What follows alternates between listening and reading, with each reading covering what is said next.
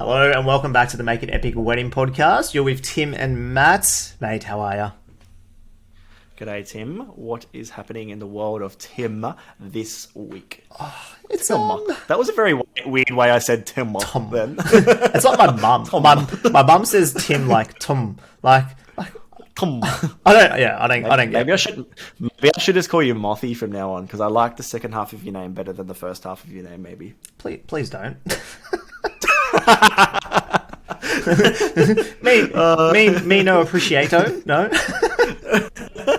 Just speaking like some weird language. Anyway, people are probably already on this episode and they're like, what the freaking hell is wrong with these two today? But we are very excited for today because we have an absolute legend who has popped up recently in the world of Make It Epic to show her face. And, we've really been following her closely and been kind of sussing out what she's doing. And it has been amazing. Yeah, well, we're all about bringing people on that are elevating the industry, that are, doing things to help, raise the standard. And this person is an absolute ledge. She's doing that as a business coach. And, this episode will be for those creative business owners out there. I think it's going to be one that you're going to get a lot of value in, especially as we enter the slower time of the year, the slower season, as we enter winter. Winter's usually that time where there's not too much income coming in, but we're still dealing with the backlog of last season and also trying to think about the next season as well. Yeah, and being a little bit stressed by, as you said, the income that's coming into our bank accounts, and maybe our partners are like, hey, where's the money? Things like that. We can't feed the kids. We're definitely... Yeah, we're definitely nervous by, I guess what the future holds in terms of our businesses. And it's just, sometimes we can feel a little bit burnt out and stagnated in our business as well in terms of the direction we want to go and just the place that we're in, because maybe we've just come out of a huge season, which, everyone in the wedding industry has had a massive season so far. So we're hoping that this, episode today is really helpful for you. We have the absolute legend, Chiara Milford, coming on, and she is a wedding and business coach specifically, and she is a bloody legend, and we find some kind of top tips that she has, some golden nuggets that we like to call them, that she is sharing with you all. Let's just get straight into it because it's a big episode, so strap yourselves in, stop what you're doing, put us on in whatever you're up to, maybe if you're driving. Let those golden nuggets flow. Absolutely, and let's make it happen. So let's welcome on Chiara now.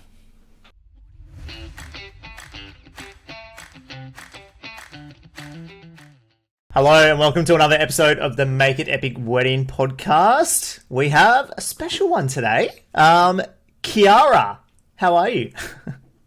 I'm good, thank you. Thanks for having me on your show.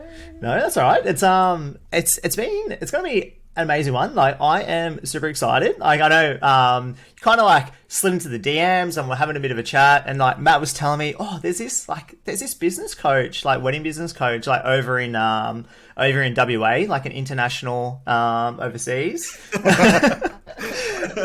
And looking at your stuff, and it's bloody amazing. I'm all for a good brand and a good marketing strategy, and absolutely love it. So I'm really excited for this one. Oh, thank you. I'm super excited too. So maybe just to start off, tell us who you are and what your business is called. Yeah, sure. So I am a wedding business coach. So I guide any level of wedding business from startups to established businesses so that you have all the dream clients that you want. And I help you save time by booking in these rad clients instantly with systems and automations, whilst also having the flexibility to spend time how you want to spend it as well. I believe that wedding vendors are magicians and they're super talented creatives, and it makes so much more sense that when we spend most of our time in our creative genius zone producing some kick-ass weddings, rather than having to worry about cash flow, we're not making consistent sales. I'm super passionate about what I do. I've been in the events and wedding industry for 15 years. I love helping others because I was there too. I have used tried and tested methods. I built a six-figure wedding rental business in 6 months, launching smack bang in the middle of wedding season in March. Um, and I've got two parts to the business. So there's Chiara and Milford, which is the business coach, and then the Heartmakers Club, which is just at the moment just generating some leads, and it'll eventually lead into a membership. So that's me and what I do. That's amazing. Wow. And you really like speaking our language. And I suppose like as someone that like speaking for myself here, that's been in the industry for a couple of years, like, and like as we were saying like off air, like wedding feathers they're just a different breed, right? Like we we are a different breed, like in a good way, in a good way, and sometimes a bad way. Like, yeah, I'll admit, like some of us have some like tendencies just to like stick with things that are at the detriment like of our self and our health and our wealth and potentially like our families and the people we love. But I suppose, yeah, like what you're saying like makes a lot of sense. And like for me, like it really like got to a point where like I had to figure out, I've got to do things within my business if I actually want to like continue with the passion I have, but also like be there for my family as well and be a present husband and be a present father, like, and take the time to do things that I want to do myself, but still have that passion to create like kick-ass content and like film weddings and like do the things that I absolutely love. Yeah, absolutely. It is such a demanding industry, especially for like the 6 to 9 months of the like busy period, and then in winter it's just like dead, and you're just like, oh, like I don't know what to do. Like there's no income, but then like and then you don't really feel like spending much time with your family and friends because you're so burnt out from the season that was. It's just there's just so many things that we can do to help us get out of that routine kind of thing and just make a new life for us. Basically, it doesn't need to be hard. You're literally speaking the language of probably a lot of people that I reckon are listening right now as well, in terms of just talking about like, winter and like, like what that looks like. And, because it is a time where, we are burnt out, we are tired from the season we've just had. And, we are maybe semi-stressed about the season that is coming up as well. But before we kind of talk about those, like a few specific things, because today's topic is so helpful and like I feel like it's going to make a lot of value for people listening, but maybe just let's just have a quick chat about like maybe some like in your experience, because you are a wedding business coach, which there are a few out there, but I love like the direction that you take with some of this stuff is like what are some of the common mistakes that you see wedding business owners make, and how would you say they can maybe avoid them? Yeah, sure. So not having checklists and procedures in place for the actual wedding day, as well as also your business procedures too, because when you're at the stage of growing your business and it's not just you and your partner or your family and friends, you want to actually employ someone. It's so hard to train the new person in how you want things done if you don't have a procedure in place. So a suggestion for that is like just one day sitting down and just going through your whole business from start to finish and being like, okay, this is how I respond to an inquiry, and like set up email templates, like and just writing everything down. You can even use programs like Loom to screen record things and just send them to your VA or Big fan of whoever Loom. it is that you've got. Yeah, how good is it, right? And like even with like your social media content, you can outsource that as well. So you can screen record things and write captions, use GPT. Like there's just so many more efficiencies that you can use to get the checklists and procedures happening for your business. Another mistake would be not working in 24-hour time. I know a lot of businesses don't really use this, but I've got a classic example that I was involved in one of the businesses that I worked at. So there was a ceremony that was booked in at 5 a.m. in the morning. But one of the stylists thought like that's an outrageous time to have a ceremony. I'm going to change that to 5 p.m. And so they missed the ceremony. And from that moment forward, yeah, not a good thing to do. So from that moment forward, we decided to forever use 24-hour time, just so that no one gets confused. And I have seen a lot more like dawn services happening lately as well. So it is a thing. I've never thought about that before. That's cool. Yeah. Yeah. And a lot of events use it in their run sheets as well. Like at venues, they use the 24-hour time. It avoids all the confusion altogether. Um, and the last thing I'll touch on would be quality, like purchasing quality items, not just purchasing things on a whim. Um, because what happens if if you don't hire it out? Like what happens if you don't buy enough quantity? What happens if the manufacturer stops making it to discontinue product? Like then what? You've got to do your research to purchase your products and not just purchase them on a whim.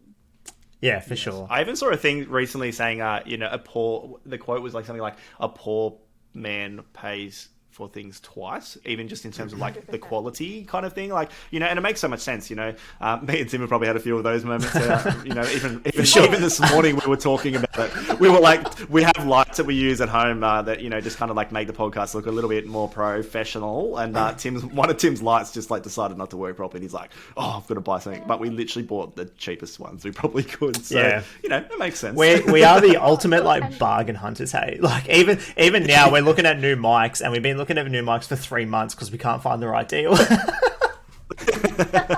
oh yeah, look, like we all start somewhere. You've got to start somewhere. But I'm talking about like to build up your business, to grow it. Like you don't want to keep buying the lower end market products because you want your product to reflect your business and your stage of business as well. So we've all got to start somewhere. Yeah, that's actually pretty funny because like when I started like filming, I was filming on like APS-C like cameras, which are they're not full frame cameras, and most pros would use full frame. But I was using those cameras for years, and then I only went full frame like maybe I don't know 2 years after like shooting weddings. Like it did take me a while, and it was purely for the price as well.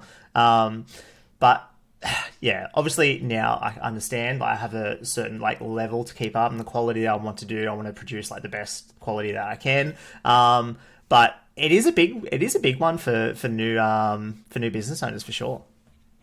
Yeah, absolutely. And you've also got to think about like the cost, like how many times it goes out on hire, or like how many like weddings you have to book, or weddings that you have to book to recoup the costs and then make profit on it as well. So that's a super important part of the planning process for purchasing as well. Yeah, I feel like as creative business owners, like we start this business because we have a passion for the art. Like we have a passion for the creative element of the business, and Yeah, like we tend not to actually have complete understanding of the business side. yeah, And instead of actually paying for help in that aspect, or instead of actually trying to understand like the requirements of like how to run a business and how to make it run successfully and profitably, like we just focus on the art, and it's just like, let's build it and like they will come.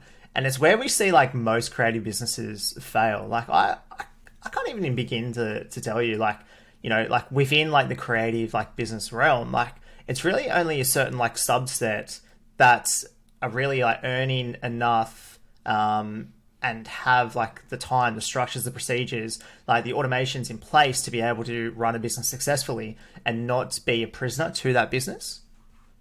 yeah, absolutely. And like you don't know what you don't know. And like I was lucky enough, my partner, he had a business before as well. So he kind of knew the ins and outs of businesses and like setting up a GST account and making sure that you're paying yourself superannuation. Like, but a lot of people don't know that because, yeah, you're right in what you're saying. Like, we just want to be creative and just do the thing.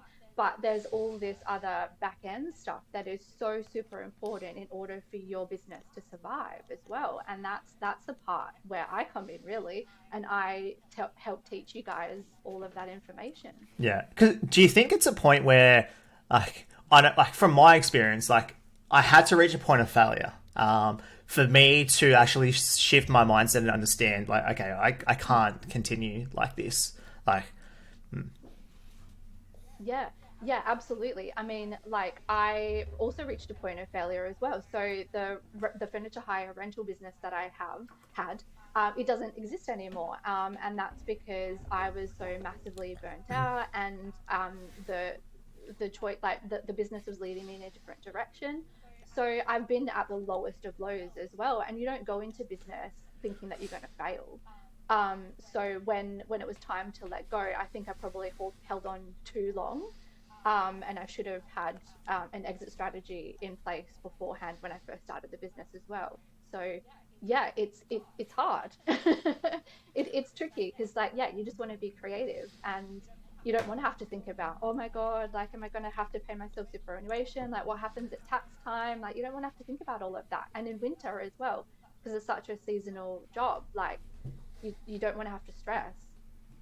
Absolutely. And I feel like this is probably a perfect segue into, what we kind of really got our attention when we started to like kind of talk about what we wanted to like chat about with you today, and we're loving, I guess, the way that you have really like, I guess, pushed this part of it. And it is something that like, I would say I haven't really heard a whole lot of people talk about, which is like, like building your business wealth in winter.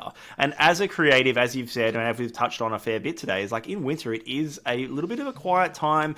The doubts and the thoughts start to kind of creep into our minds because we're not out doing things that we love in terms of like, capturing weddings or doing weddings or, as a creative, not doing maybe the creative things we have been absolutely flooded with for the past few months. And then we have this kind of quiet downtime and we're freaking out low key a little bit about what the rest of the year looks like.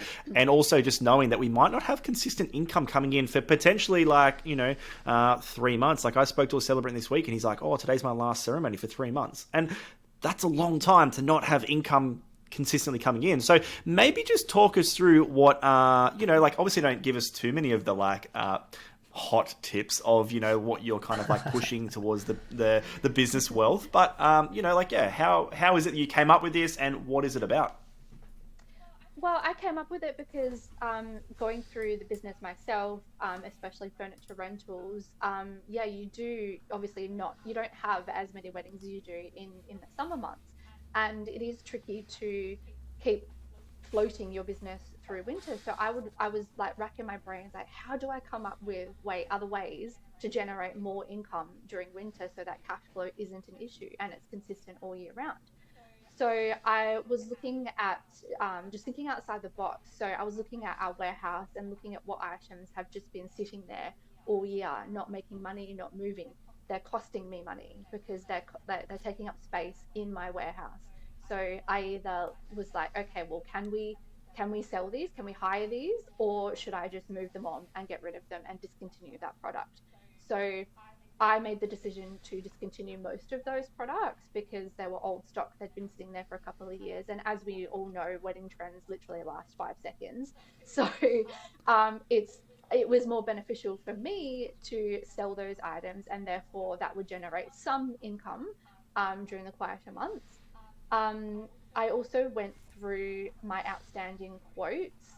So I used Zero at the time, and I went through all of my quotes and was just like, oh my God, all this money is just sitting here because it gave you a total balance at the end of how much money you could have potentially earned. And when I saw that, I was like, Jesus, I really need to. That's scary. I don't think I've never, like, I don't use Zero. I use Studio Yeah. Ninja and it doesn't show me that. So if I saw that, I'd probably cry. Yeah, it's crazy. You freaked out.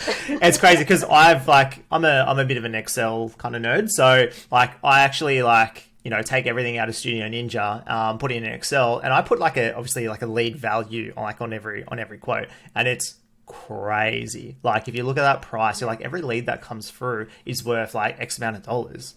So like potentially X amount of dollars coming in each year, and it really then puts a focus on, okay, like what are the processes that I can put in place to ensure I can improve my conversions as well? Like how can I improve my client experience? Like what are the ways that I can improve my conversions by implementing some things that may take a little bit of time initially, but can work in your favor long term. Absolutely. And the first time that I saw that gigantor balance at the end of my Zero quotes, I was like, right, how can I get these converting? So I came up with a procedure of following up. So I'd send out the quote to the bride, and then I'd follow it up 1 week later if I hadn't heard from her, and just say, hey, just checking in. If you've got any questions, just hit me up, kind of thing. And then I'd put another note in the following week's time, so 2 weeks' time, because that's when the quotes would expire anyway. So it's a good reason for you to get in contact with the client and just say, hey, just letting you know that your quote is now expired. If you want to if you want to book in your quote at these prices, then I like obviously say it in a nicer way, but we suggest that you book in now so that the prices don't change and you don't miss out. And yeah, it's just super important to follow up because people forget about you. Everyone's busy, right? So the more that you're in front of people, the more that you're going to get noticed, and the more that they're going to remember you, and the more that they're going to think that you care as well. Love it.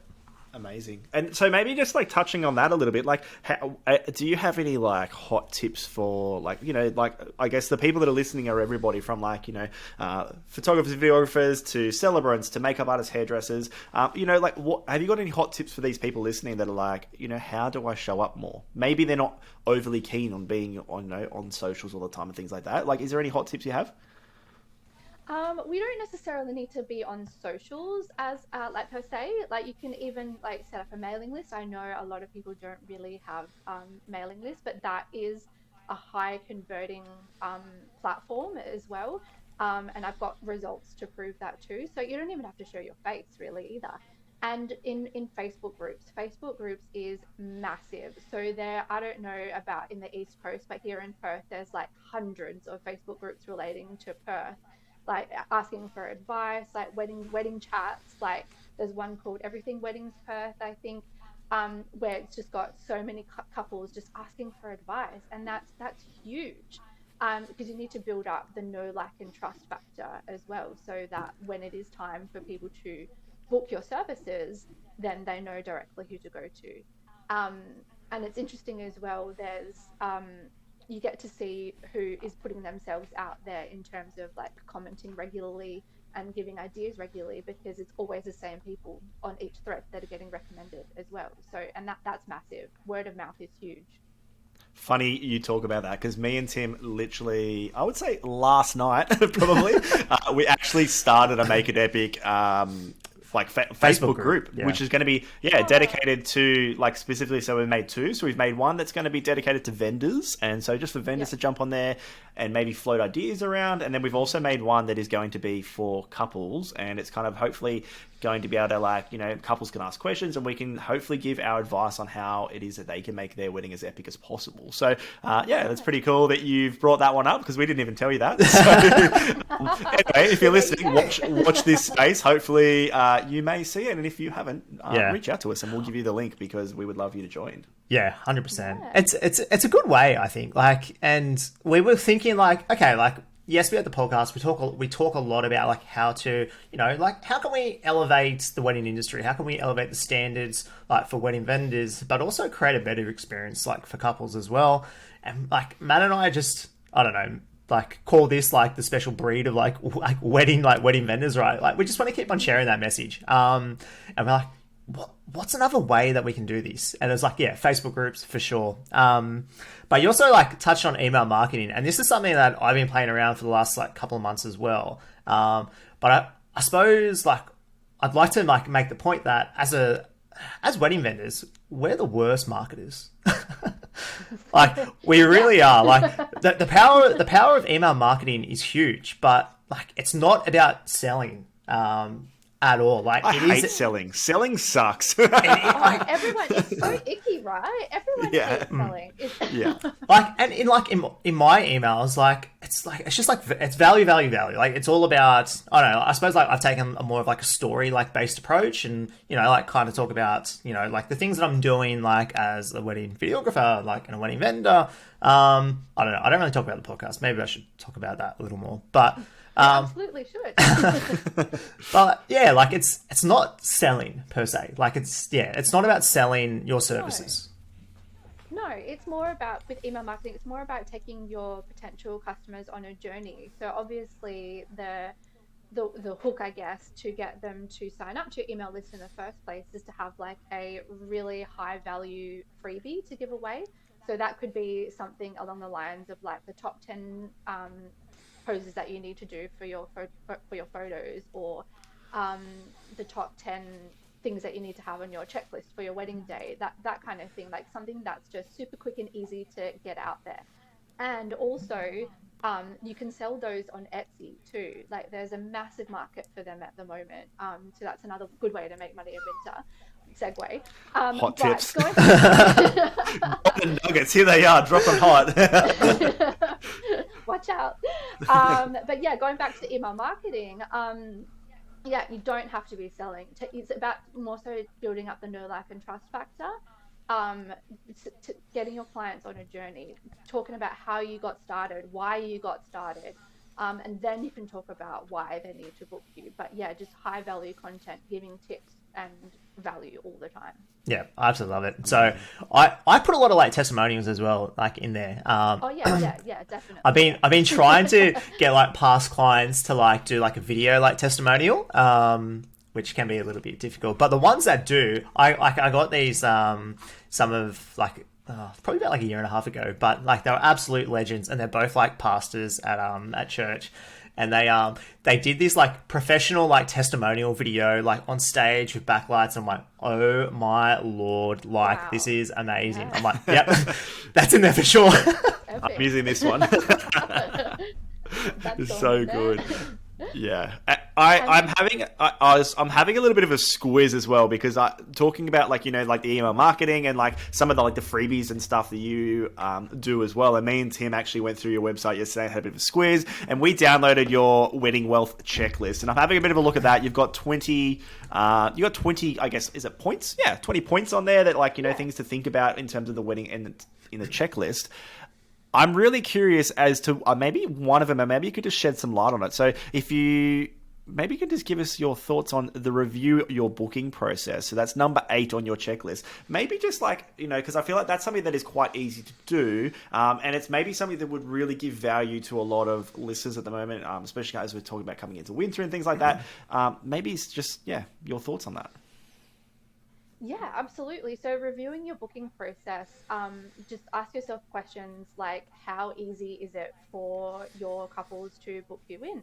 How do they find you? Do you have a follow-up procedure in place? And like, are you taking note of like the deposit payments and when the final payment is due? Do you ask for a progress payment in between as well? And what platforms and programs are you using for your booking process? So ideally, you would like to make money while you sleep, right? So the best way to do that is have automations. Automations is so dominating at the moment. So have a look at platforms where you can get your couples to book in directly on the spot. So like for musicians, photographers, even like hire companies, like it's so easy to have like online quotes that they can get straight away and then book and pay a deposit as well, because you can share your calendar with them so they can see when you're available and when you're not available. That's a massive way to start, because the deposits is what also kind of carries you through winter too. So the more that you can make it so much more easy and efficient for your couples to book in, the way easier it's going to be for you as well to keep that consistent cash flow. And like for hire companies, I guess, like have a look at your inventory systems. Like how are you keeping track of your inventory, and also how do people book with you? Like there's an awesome inventory system online software out there called RW Elephant, and their tagline is made by events people for events people. So you know it's going to be good, right? It's just, yeah, making sure everything is streamlined, efficient. It's the easiest way and most quickest way possible for your couples. Yeah, sure. I love that. And I feel like that's something that Matt and I chat about all the time. Like, how can we improve like our client experience? Like, how can we, you know, how can we elevate this experience like for our couples and make it easy for them to like not only like see the value in us, but to like see that we care about like their journey and their experience as they go through like the whole process. And it's not even, I would say, even as well as like, how can we simplify that process too, in terms of like the back end for us as well? So like when you're talking about the automations and things like that, like a lot of that stuff is, I would say, is things where as creative business owners, not everyone is utilizing well, if that makes sense. And they probably could do it better. Yeah. 100%. Yeah. The big, I think like the big thing is, are you using a CRM? Like, are you using a system that can actually run these automations that can actually, like simplify like your process, so you're not manually having to do this. And like, like I was friggin' crazy. Like for the first like year or two of my business, like I was like running everything on Excel spreadsheets. And I know like Matt was trying to convince me to go to Studio Ninja. I was like, oh, I'm pretty happy with my like Excel like spreadsheet, and then I'll spend hours at night like manually like putting down like invoices and running receipts. And then I was like, for a couple $100 a year, you can have a CRM that does this all for you, and you can customize it to suit you. Like, it's crazy. 100%. Yeah, and you can even send out your terms and conditions for them to sign automatically as well. Like, there's so much that CRMs can do for you, rather than like you said, spending like hours with your Excel spreadsheets. Like, when I see businesses doing that, I'm like, oh dear God, you could be spending this time doing so much more. I'll put a caveat in it. This is before I had kids, so yeah. Okay. Well, that's a great but regardless, it's such a missing. Like, if you don't have it, I guess just like reiterating, like it's a missing link, and you probably should really think about like finding a CRM that suits you and your business. There are a lot out there. Obviously, we are big advocates and fans of Studio Ninja. We use it all the time. It's been a savior for me and a savior for Tim. And look, if you're still making your clients, I don't know, print off the terms and conditions and sign it and scan it and send it back, like, come on. It's 2023, people. Do not do that. It's like faxing now, right? Like, who still prints out and signs things? Oh man, I had a venue actually like send me their terms and conditions, and they wanted me to like print it out and sign it. I was like, oh, I'm not doing this. And I do not go back to that venue. Yeah, well, and that's the other thing, right, as well. So, like, with the booking process, think about it from how you would like to book someone in as well. So, for example, like, for me personally, I really don't like it when places don't advertise their prices online. Like, it's wasting my time. Like, I don't want to have to email you to contact you to find out what your price is, only to find out that you don't fit within my budget as well. Like, I'd rather know upfront what I'm getting, if that makes sense. Ooh, hot topic. I have a question around this, because I know me and Tim have on our websites. So for our personal brands, we both have on our websites maybe like our starting price and things like that. Are you a like open book, give us everything, or are you like starting price is okay? What are your thoughts? This is just a random little extra question. Yeah, starting prices are okay because you get an idea of a ballpark figure. I'm talking about if you don't advertise prices at all. Like, I just find that a bit off-putting, and I find that you do lose clients as well, because if you're like me and you just want an answer straight away, then you don't have to want to contact someone and then wait like a day or 2 days or however long to find out, only for them to not be within your price range. So a starting from price is totally okay, because you know what it's from, and obviously it's going to go up from there depending on what add-ons you choose. So yeah, starting from is totally fine. Yeah, this is something. Oh god, we could talk about a whole like episode with this. I don't know if we should. I don't think we should open this can of worms. Oh. Maybe let's just roll into a little bit of like, obviously a lot of people that are listening are creative business owners and things like that. Like, have you got any like tips and tricks on like, maybe it's someone that's starting out, or maybe it's someone that is feeling a little bit like stagnated in the like where they are in their business. But have you got any advice for like those people who are like keen to continue to or are building a successful business? I know that's a really triggered question. Yes. So I think I know what you're asking. So maybe like look outside the box for other ways that you can make money with what you already have. So, for example, disposable cameras are a huge trend at the moment. So photographers, even just starting out, you can look at adding disposable cameras to a part of your packages or your services and customize them for the couple as well. Florists could have an online shop. Videographers could create video books as well. So they're a huge trend at the moment too. And rental companies, you can hire out your vehicles that when you're not using them, so that gives you some income as well.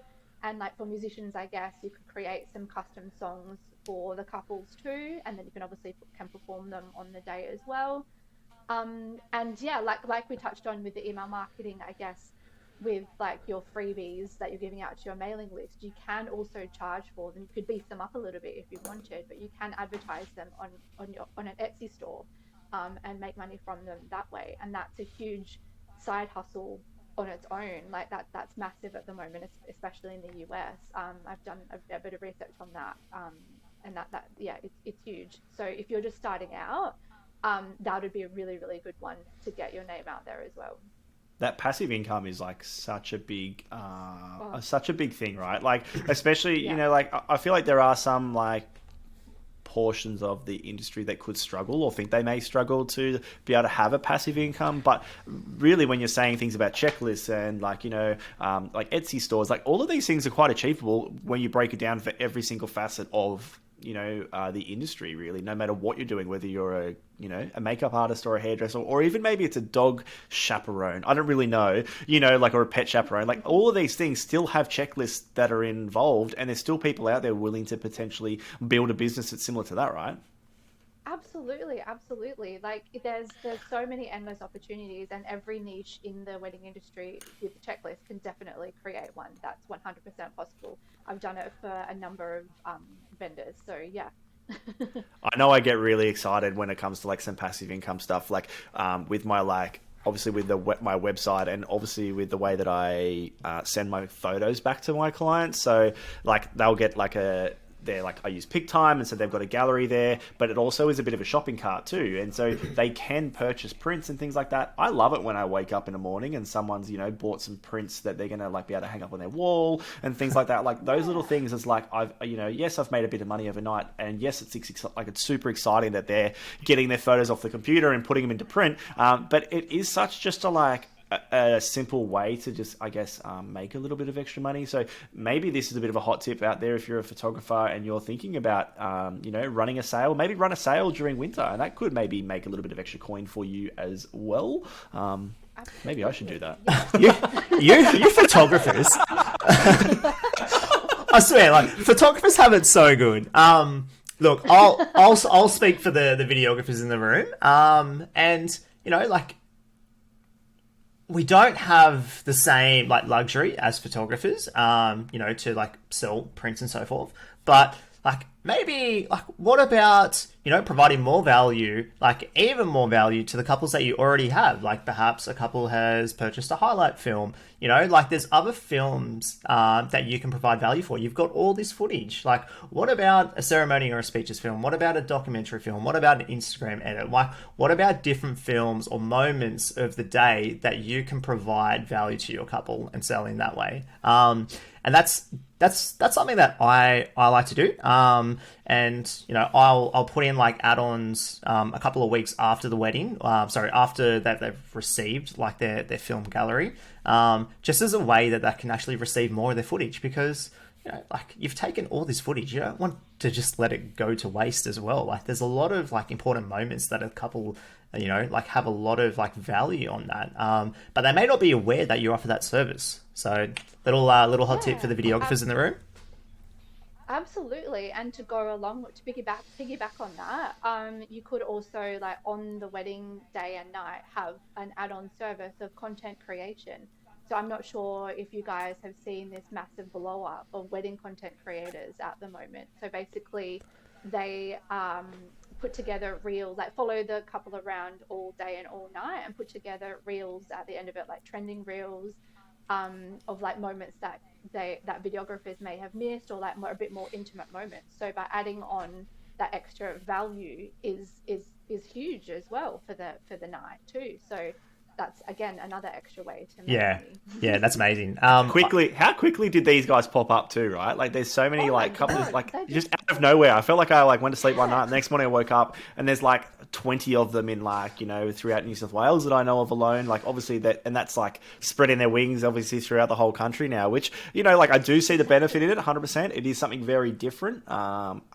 Still, I haven't worked with any yet. I don't know if you have, Tim, but I haven't worked with any content Neither. creators yet. I've got a friend that has worked with one, and I don't think it was the best experience. But yeah, maybe like it's obviously a new Tim's it's a new against thing. it.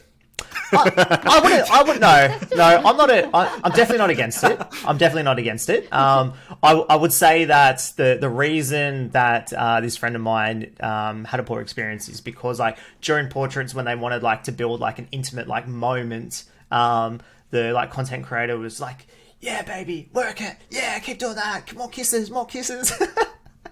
So like, I think you just really need to think about it. Yeah. Yeah. Oh, classic. I was having a bit of a before we jumped on, we were having a bit of a quick chat about like I guess the position that everybody is in terms of like how we met you, and I think we mentioned it earlier on in this podcast about like like touching base on like the networking side of things, and I know that's something that you're really big on, and that you like you're keen to.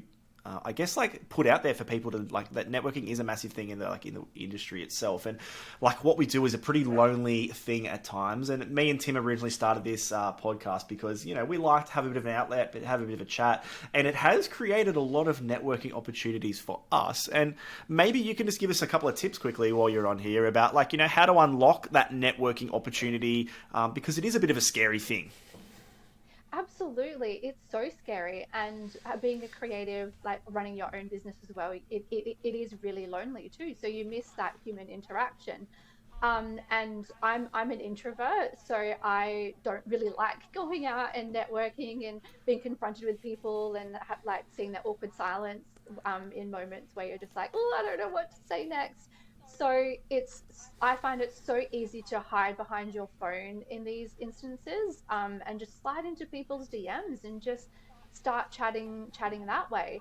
I mean, that's how I ended up on your podcast. I think I just slid into your DMs one day and was just like, hey, like that was a great tip or great interview, I think I said, or something along those lines. And then it just leads on to so many different opportunities. And just like commenting on other industry vendors' posts as well. That's huge too.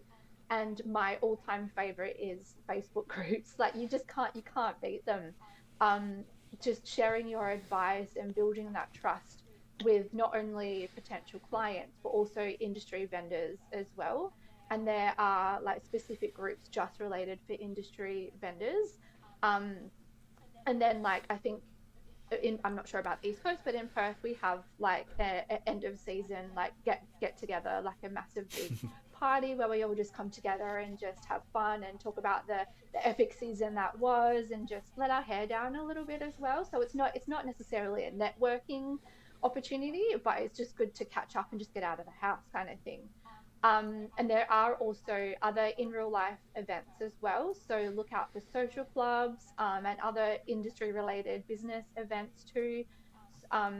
There's heaps of women in business networking groups here in Perth where they regularly have catch ups and like share business advice. And it's not just for the wedding industry, it's like for business in total. So you can get so many different opportunities from that as well, because in reality, like videographers, photographers, florists, like even planners and stylists, it's not just weddings that we do, it's also all other events. So like birthdays, engagements, hens, like, so the more people that you chat to, the more that you're going to get all these different opportunities. So it's just literally like you can start just by doing it behind your phone on social media, and then obviously once you feel confident enough, you can get out there and actually attend events.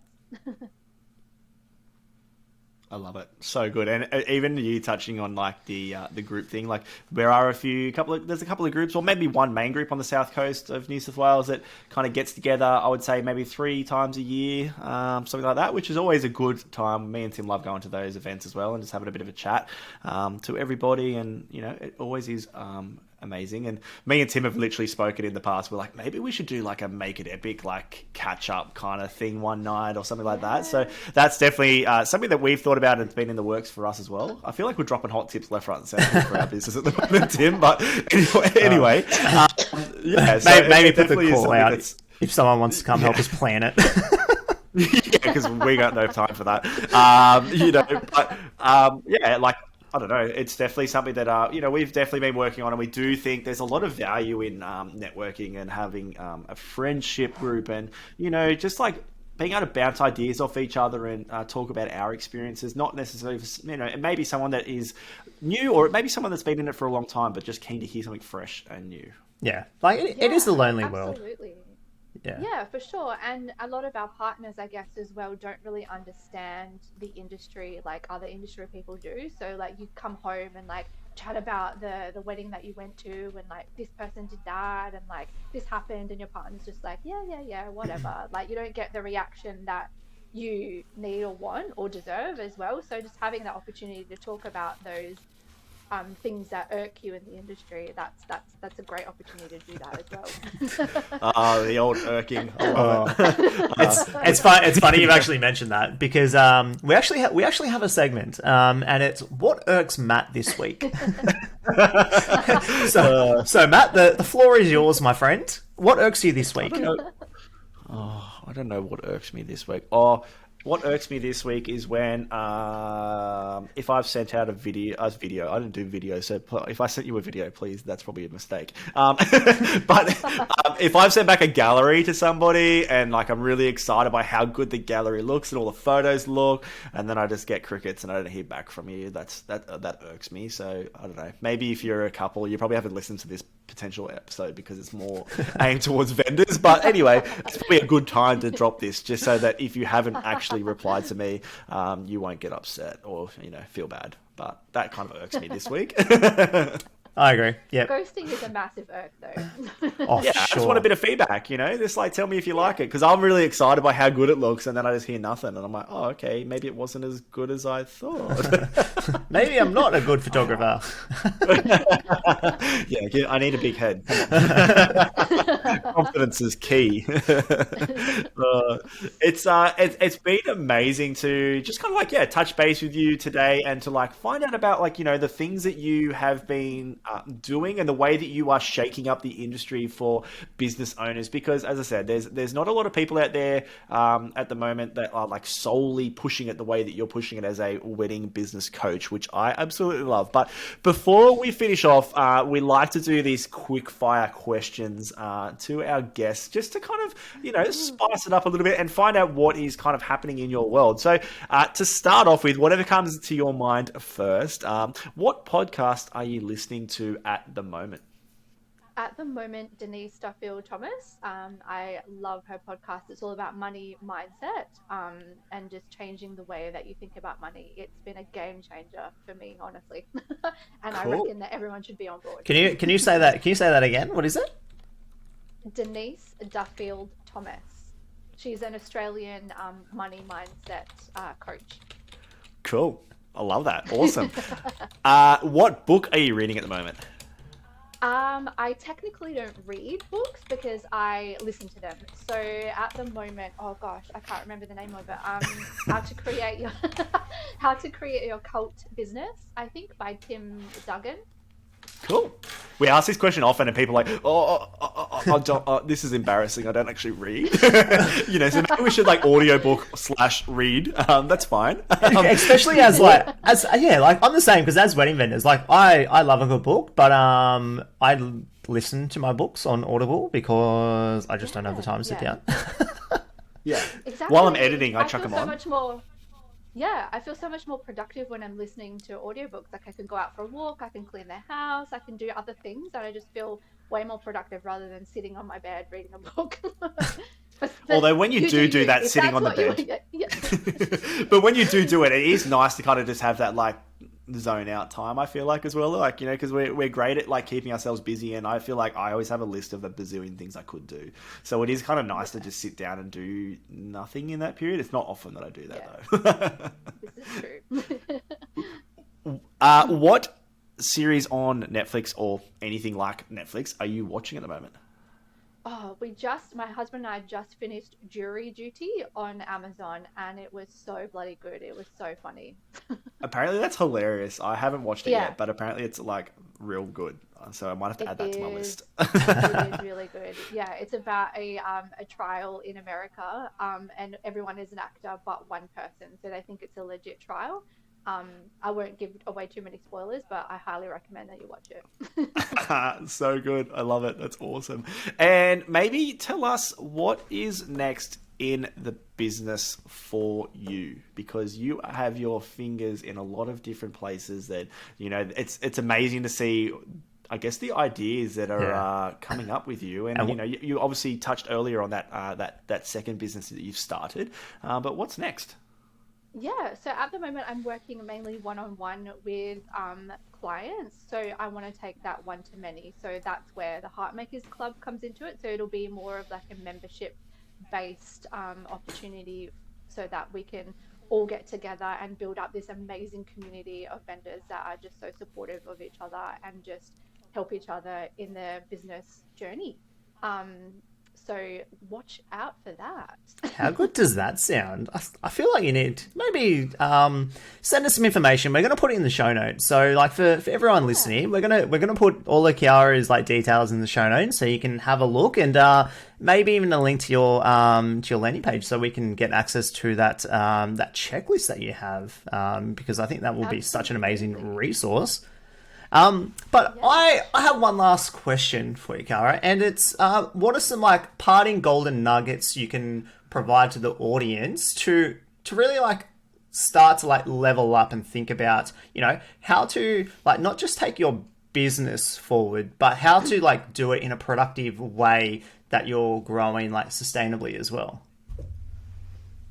Yeah, for sure. So I would say, oh, that's a good question.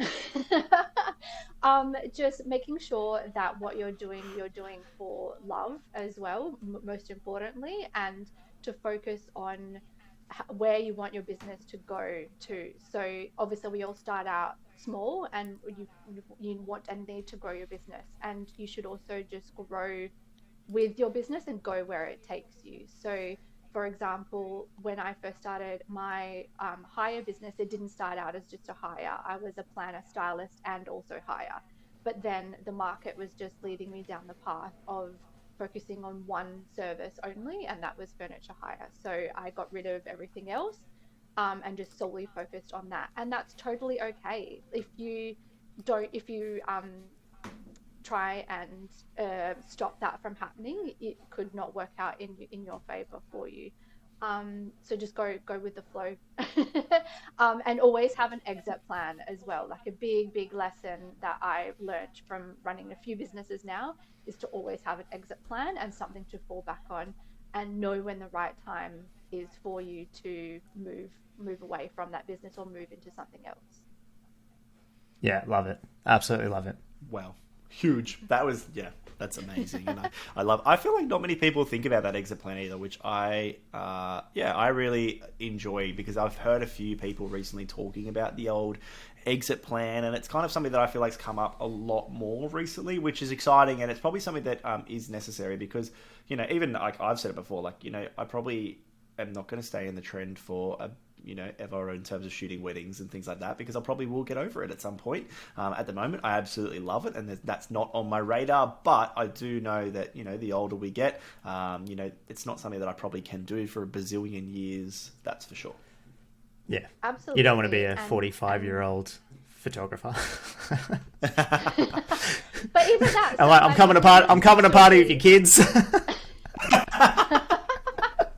But even that, like, your business could still be up and running. You could hire people to help you. So it's also about like getting help where you need it as well. So building up your strengths and getting someone else in to help you with your weaknesses, that's just like a force to be reckoned with.